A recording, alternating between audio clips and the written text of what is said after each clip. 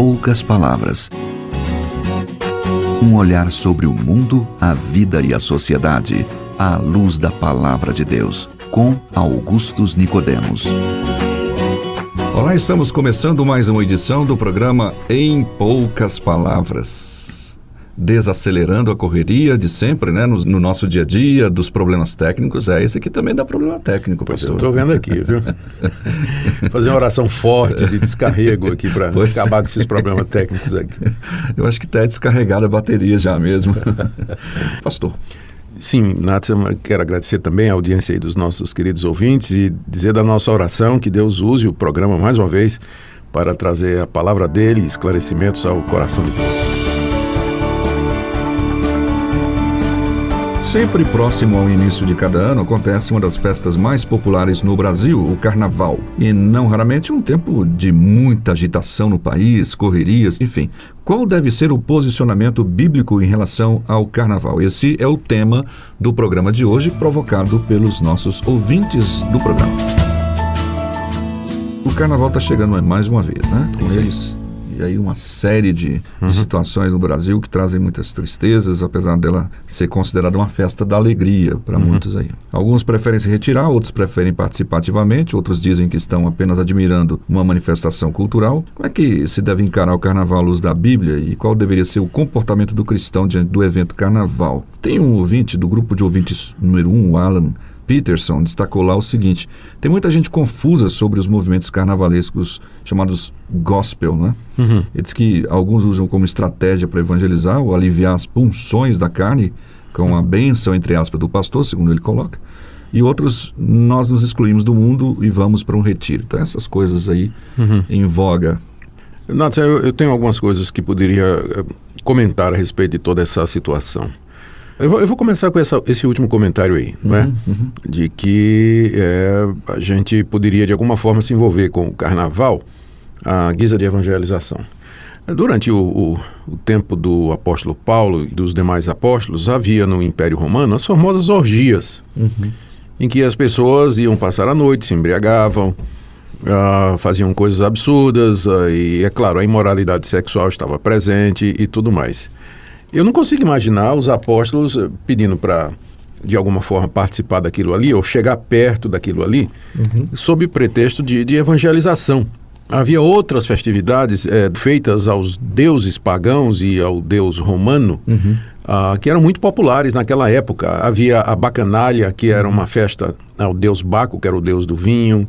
Havia os festivais que ocorriam no templo, por exemplo, da deusa Artemis, ou Diana dos Efésios, e você não percebe nenhuma orientação da parte dos escritores do Novo Testamento para os cristãos viverem em tais ambientes, que eles se infiltrassem nessas festas, algumas delas com algumas conotações culturais, com o propósito de, lá dentro, evangelizar ou testemunhar de Cristo. Ao contrário, o que a palavra de Deus diz é exatamente para não se envolver, para não participar desse tipo de coisa, exatamente porque a aproximação poderia criar uma situação de tentação e vulnerabilidade, em que o cristão poderia acabar se engajando em idolatria, imoralidade sexual ou qualquer outro tipo de pecado proibido na palavra de Deus.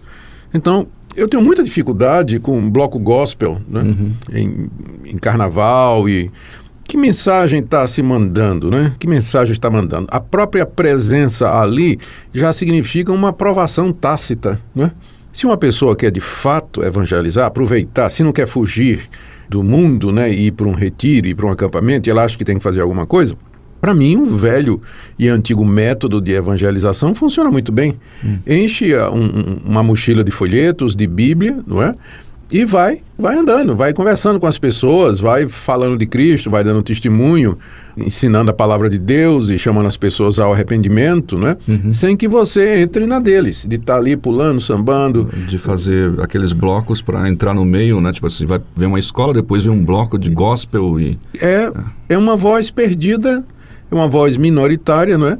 No meio lá das vozes que se levantam defendendo temas que são contrários à palavra de Deus e assim por diante. Então, não me convence esse argumento de evangelização. É um uso errado daquilo que o apóstolo Paulo disse, quando Paulo fala lá na primeira carta aos Coríntios, no capítulo 9, que ele se fez de tudo para com todos, para de todos os modos ganhar alguns. Ele estava se referindo ao fato de que quando ele estava entre os judeus, ele se abstinha de determinadas comidas que escandalizavam os judeus. E quando ele estava entre os gentios, ele participava desses alimentos, coisa que ele não faria quando estava com os judeus. Ou seja, ele abria mão dessas coisas neutras e engajava nelas quando conveniente para pregar o evangelho. Agora, o carnaval não é exatamente uma coisa neutra, não é? As pessoas dizem que tem um aspecto cultural. Ora, gente, a gente sabe que o aspecto cultural do carnaval já se perdeu há muito tempo, né? Enquanto que na Europa, por exemplo, na Holanda, o desfile de carnaval é um desfile alegórico. Tem bonecos, tem fantasias, as famílias vão para a rua com os filhos, jogam água no outro. Então, tem brincadeiras e só, né? E só. Mas no Brasil a gente sabe que o carnaval é outra coisa, né? Cada vez pior, né? Eles vão se especializando na erotização e tantas coisas. Não tem fim, né? Não tem fim.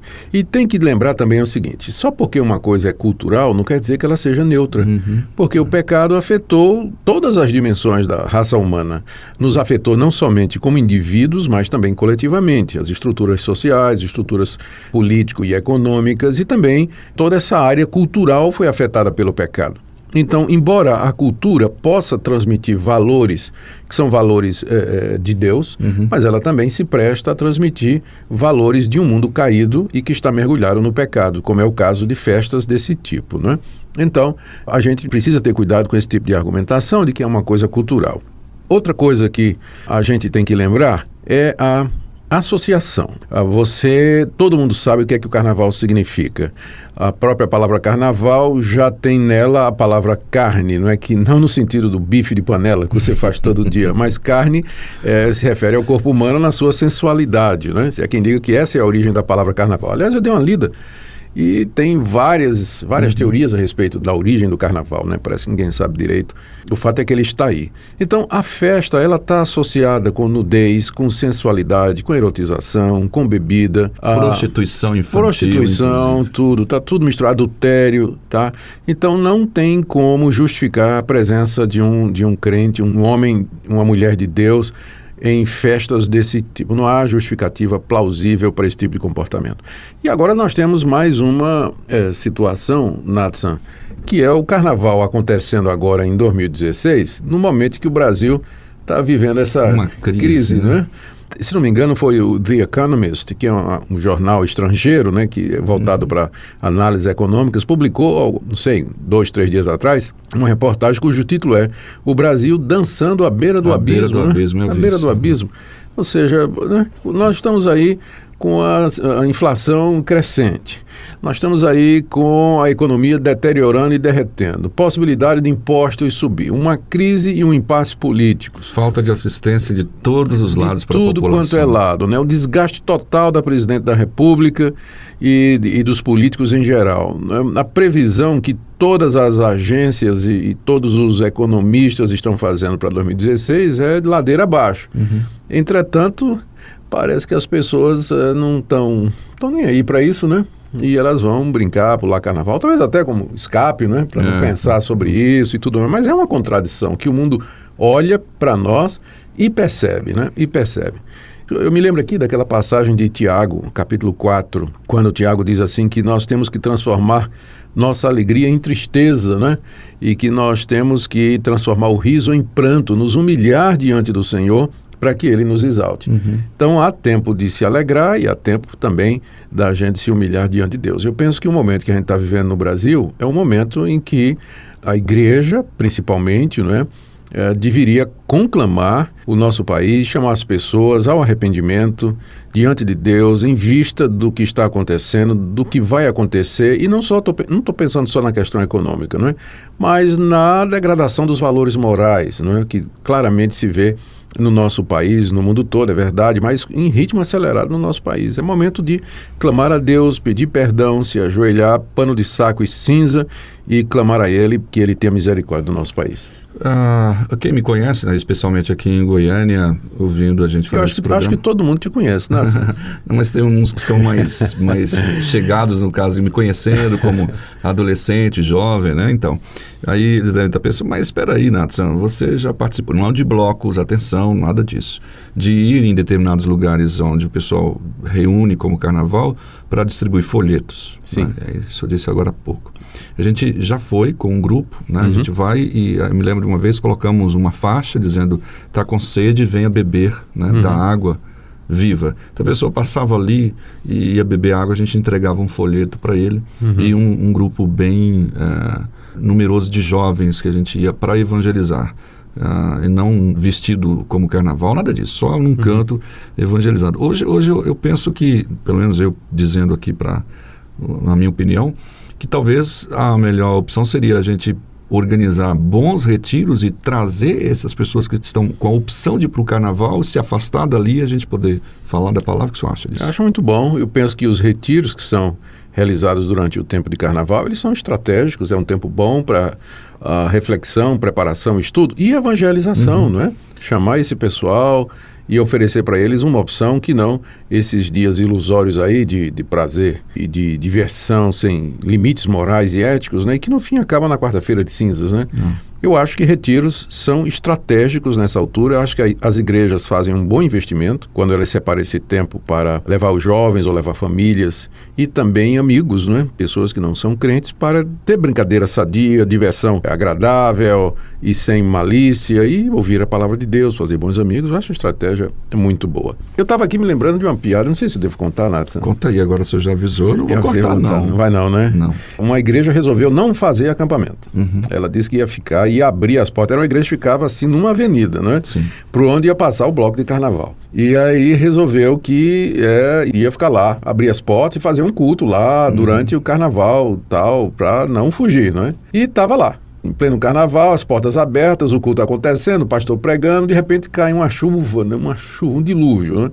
E aí, o pessoal do que estava passando no bloco, assim, cada um saiu correndo, procurando um abrigo, e um cidadão vestido de diabo entrou na igreja. Estava lá com aquela fantasia vermelha, um pá de chifre, né? Aquele tridente na mão, o rabo em forma de flecha. E o cidadão vem entrando na igreja, né? E aí os membros da igreja olhando para trás e viram o diabo entrando. Foi gente caindo, pulando por cima dos bancos, fugindo pela janela. E tinha uma senhora de 60 e poucos, muito idosa, né? Que estava sentada, 60 não é idoso, eu tenho 60. Mas a senhora idosa sentada no banco, que sofria de artrite, não podia correr, né? Ficou lá tremendo e o diabo chegou perto dela. O cidadão ia perguntar onde tinha um banheiro, alguma coisa. Quando o diabo chegou perto dela, ela disse: olha, seu diabo, eu estou nessa igreja há 40 anos, mas sempre estive do seu lado. Exatamente. Essa piada não foi boa não, viu, Nath? Não, Você vai deixar, tem certeza? Vou deixar, com certeza.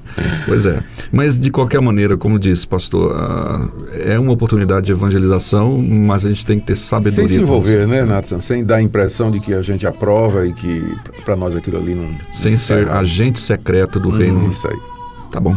Pois é, nós ouvimos então o comentário deste tema, que é bem atual, agora está acontecendo essa semana aí, não é? Então, tenha sabedoria, peça a Deus orientação para que Ele possa te dirigir como você deve proceder nesta época de muitas tristezas e que o Evangelho pode trazer alegria para aqueles que estão perdidos. Pastor.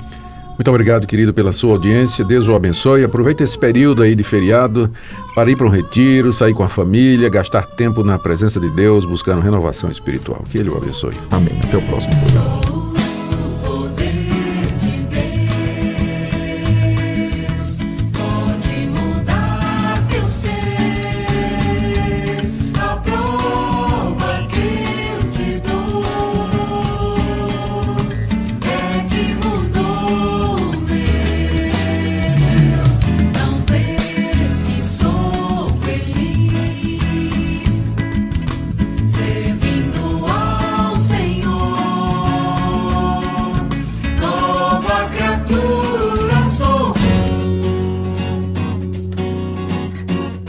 Poucas palavras.